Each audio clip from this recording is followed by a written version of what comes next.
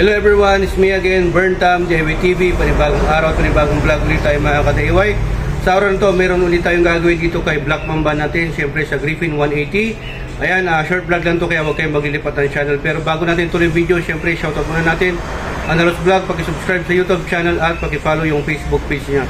At siyempre dito sa mga fans natin, shoutout muna natin Melody Soriano at siyempre si Mr. Aaron Cabrera ng San Juan. Shoutout din natin lahat ng mga Griffin community owners dyan mula Luzon, Visayas at Mindanao. Siyempre yung chapter natin, Baguio chapter, Iloilo chapter, Cavite chapter, Pampanga, tapos siyempre Pangasinan chapter at yung member natin dyan sa Olongapo chapter.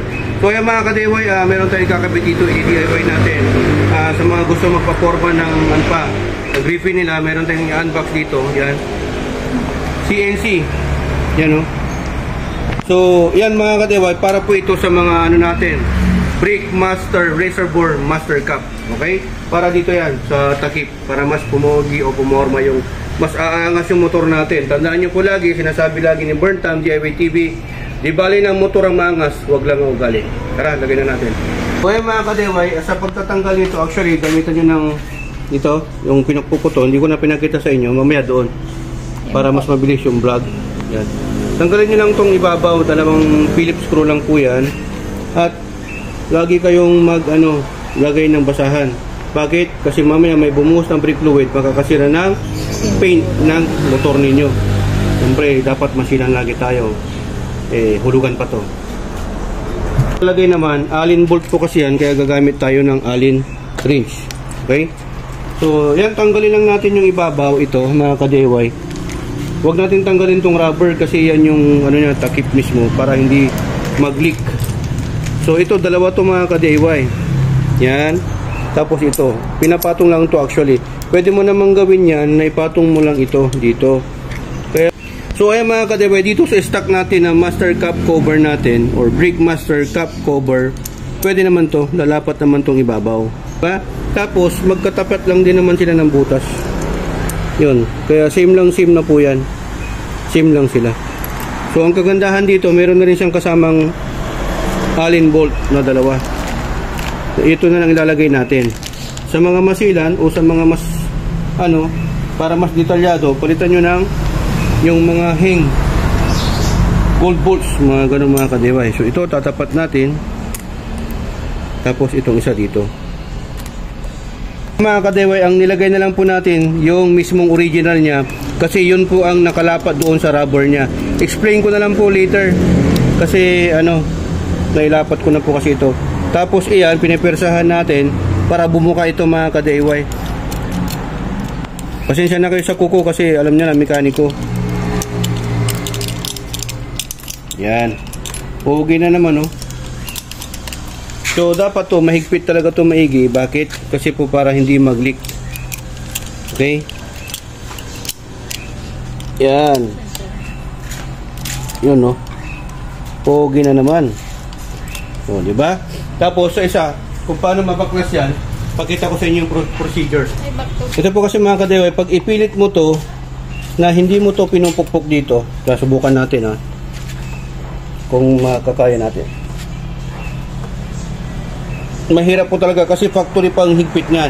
Kaya ang gagawin mo ito, pakita mo, diinan mo, pero kung gamitin mo yung mayroong ganyan na parang babal, kasi talagang pinupukpok yan ang purpose niyan. Tapos pukpukin mo, paharap dito yung pwersa, ganun yung kamay mo.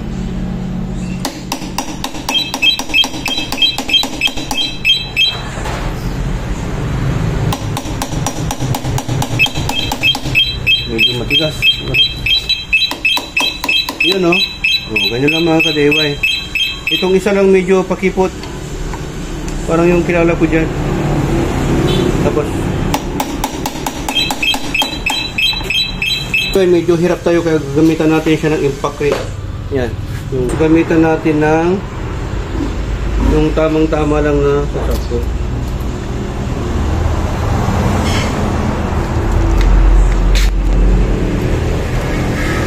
Try natin to. Sige. Dapat yung sakto lang.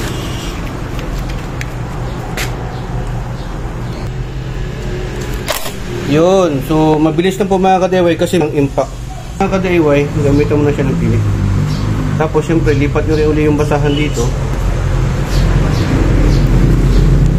Yan. Madulas kasi may wax. Ayan, langat natin. Kasi pagka pipilitin mo to sa Phillips screw, ito, maupod to, hindi na mo na mabubuksan to mga ka-DIY. Kasi yung ulo niya, hindi mo na maluluwagan. Diba? Ito yung pinapakita ko sa inyo. Tara. Kita ko. Para may compare natin bakit hindi ko na nilagay itong kasama niya. Ito to. Kasi ito may kasama na siya eh. Ito. Okay? May kasama na yan. Hindi natin pwedeng ilagay ito. Kasi hindi naman ito Aerox. Ito po kasi mga ka-DIY ay pang Aerox, pang Inmax at saka Sniper. Same lang sila. Ito kasi iba yung rubber niya ito. Pakita mo. Yan, buksan natin dahan-dahan. Oops, yun nga, nabuksan. Sumama yung rubber. Ito yung sinasabi ko mga ka-DIY. Yan, pahawak boss Aero. Ganyan mo. Yan, ito hindi siya maglalapat. Ito kasi nakalapat talaga dito. Ito wala. Parang nakapatong lang. Tinutulak niya. Ito kasi tinutulak niya to para hindi lumabas. Mag-leak. So ito na lang ilalagay natin yung original mismo. Okay? Yan. Maaring magkakatulad sila sa ibabaw, sa Aerox, Nmax, tapos Sniper. Pero dito sa rubber hindi sila magkatulad. So ito na lang ilalagay natin, tapos patong lang natin to. Okay?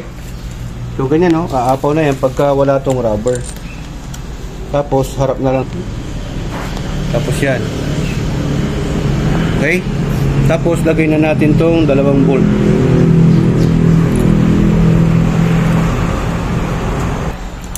Pwede nyo palitan to kung anong kulay ng gusto nyo. May mga nabibili naman yung mga pang Thailand na bolt. Kasi stainless. Mas gusto ko kasi yung stainless. Kasi bakit po? Hindi siya madaling malustrit.